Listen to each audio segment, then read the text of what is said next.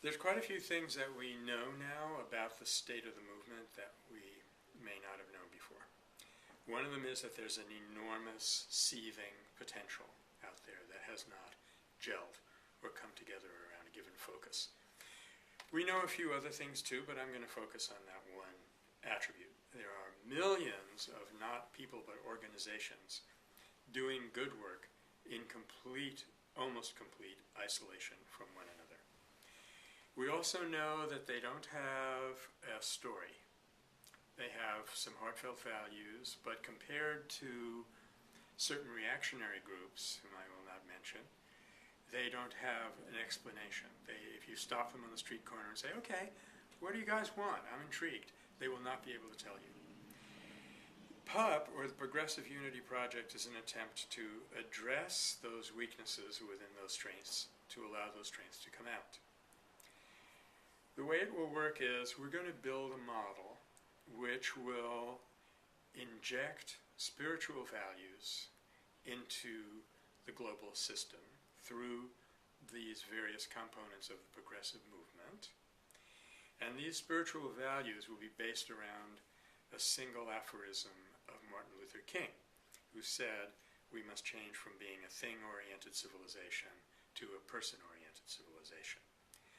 This is something that individuals can do without any organization, without any financing.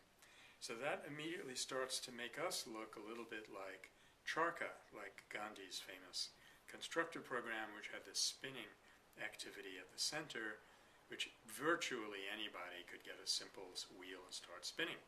And Pancho and I saw those in India. It would be, okay, our civilization has been grounded in the thought, in the model, that we are material and separate. And we are going to reground the world in the model that we are not separate and therefore we cannot be material. I like that. Never said that before. And the way that each individual is going to contact that reality is through spiritual practice. Then that new energy and that new vision and that new enthusiasm is going to express itself in a project.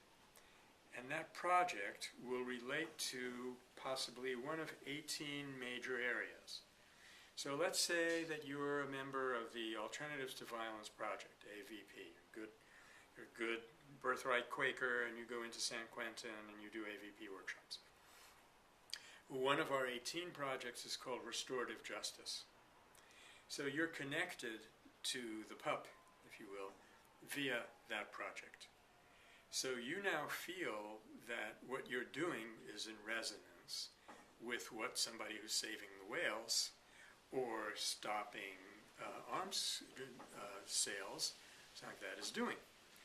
So that means that if your project is failing, you don't feel like this is a disaster, you've knocked your head against the wall, nothing is working, let's flick it in, which I have been through 100 times, iterations in the peace movement.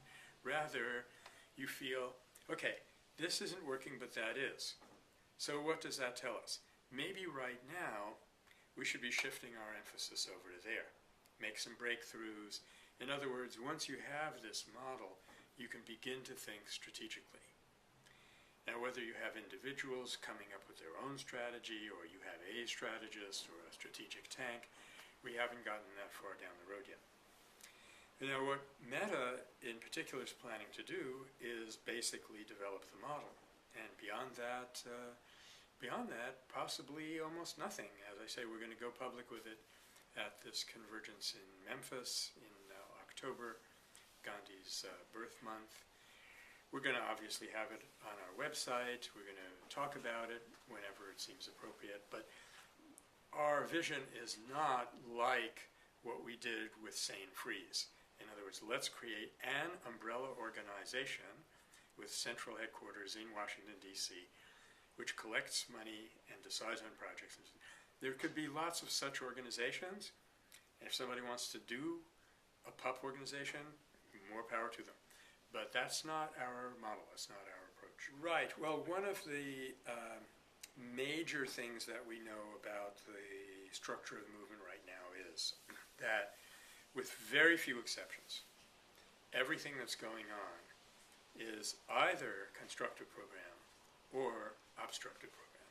That is to say, it's either demonstration and you're against something and you're petitioning and you're protesting, or you're going out and doing organic farming, biodynamic farming, marketing, or spinning or whatever.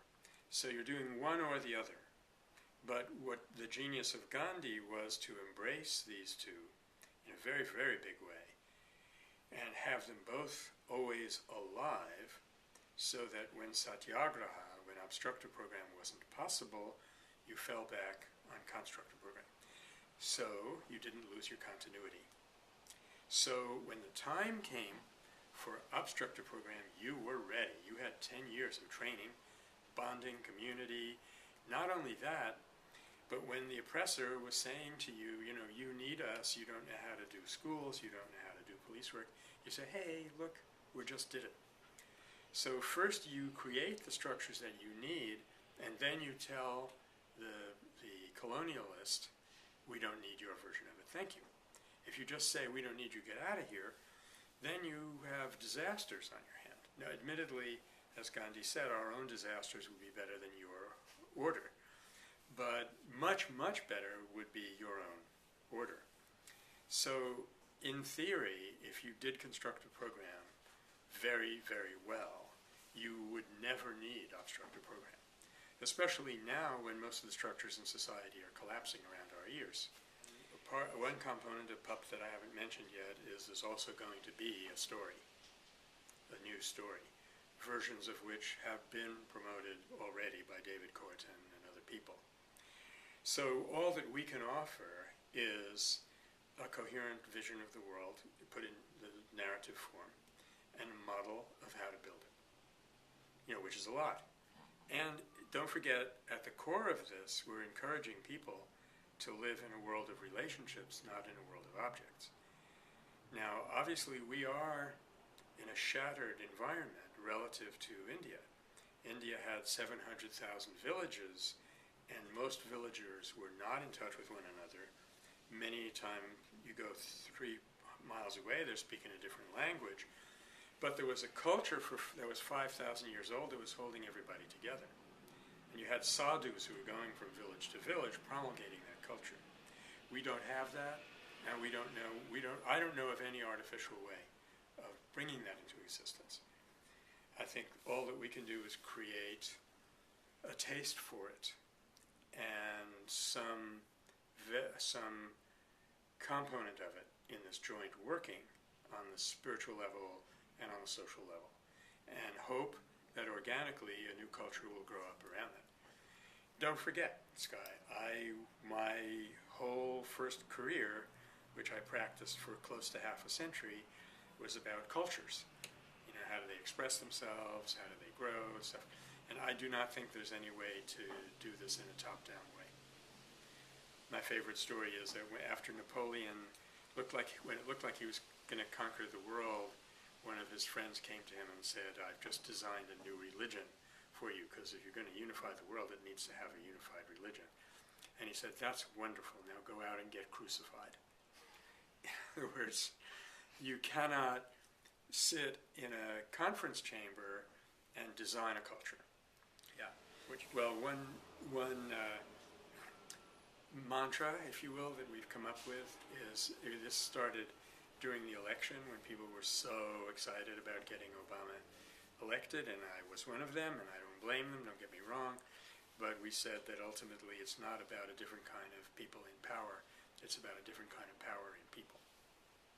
So that's what I mean by reaching into the heart of the beast and turning it around, having people see a new vision, relate to one another on a basis of unity.